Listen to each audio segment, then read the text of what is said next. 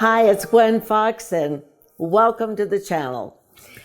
Today I want to talk about the fact that people are always asking me, what do you do for the final thing of a painting? You're getting ready to send it to a gallery, or you've sold it, or you just want to preserve it. So watercolor, you put glass on it. Acrylic and oil, you put a varnish on it. And coal wax, you just put a coat of plain coal wax on it. But it seems that the idea of putting varnish on something that you have finished, that you don't want to ruin, you're afraid you're going to ruin it. So what do you do? How do you do it? Now, first, there's some things you got to think about. There are many brands on the market, many brands, and they're all good. They're all good. So you find the one that you want, you find the one that you like, and that's it. Then you have to ask yourself several questions. Have you signed the painting? If you've signed it, great. The other thing is make sure that the sides of your painting are finished. I have not finished the sides of this painting, and I didn't want to take time to do it. But it finished the sides of the painting, because what's going to happen is the varnish is going to roll over. And you want to make sure that what it rolls over is the finished part of your painting.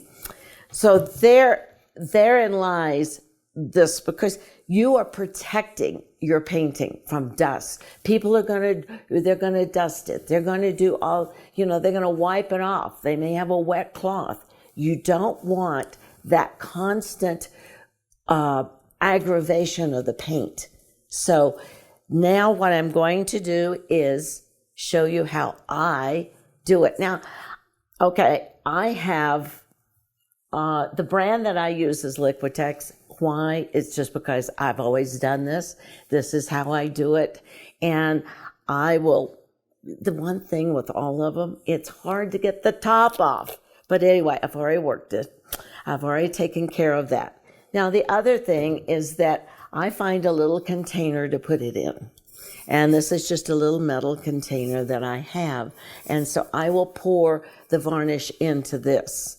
Then the other thing is, don't use a good brush. Oh my gosh, don't use a good brush, because it's going to ruin the brush. Varnish is tough. It has to be tough. So I get a cheap brush from Lowe's or Home Depot. And I usually try to use a new one when I'm doing this, for the simple reason that they're not good brushes to begin with. They're cheap. You're going to throw it away.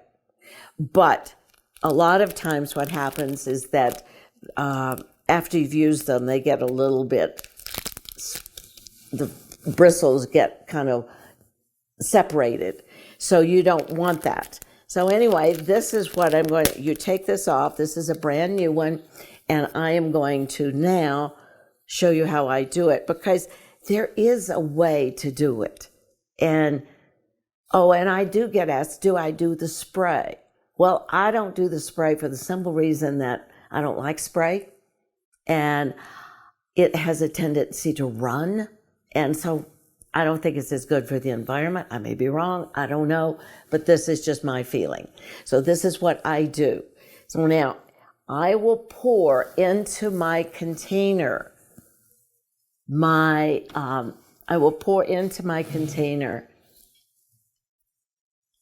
varnish that I'm going to use. And I don't pour very much. Then I'm going to dip this in. And don't worry if it's, don't panic. You're just going to drip it over, and you're going to start at the corner, and you're going to go across. Start at the corner and go across. Now, the one thing you don't want to do is go back and forth, back and forth, back and forth. Because when we get nervous, we tend to do things like that. So I just go one row. Now, yes, you do have these little bubbles, but they go away. You don't have to worry about it. And I'm just trying to get a thin coat. I'm not making it thick at all. I'm just doing a thin coat here. And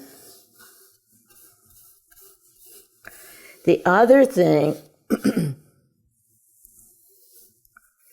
is that you're going to want to look at this at an angle, for the simple reason that there are going to be places that you didn't cover, that you thought you did. Now, notice, and I'm very lightly going over this, just super light. So now it's done. It's done. So now the other thing that I try to do is that I try to do several at one time, because I don't want to throw all these brushes away just for one painting. So if I can do several, then that's just perfect. Anyway, so we've got that one done. Now make sure though that you wipe off this lid when you put this back on, otherwise it's going to stick. So that's how you do that. Now with coal wax, you just put a layer of the plain coal wax, just like you've done with the varnish, but you just do it with coal wax. And I put it on with the squeegee. I just push that along and cover that up. You let that dry, you buff it, and then you're ready to send it to the gallery or to sell it. With this, you let this dry. You don't touch it. You don't go over it for many coats either. You one coat, let it dry. If you feel that you really need to put another coat on there, fine. It's got to be totally dry. So anyway, I hope that's helped, because you know what? You're pretty special. And if you're painting and you're selling your work or you're not selling your work, it doesn't really matter. You're creating. And that's the beauty of this. It's to help you know these simple little things that make all the difference. So have a good day. I'll see you in the next video.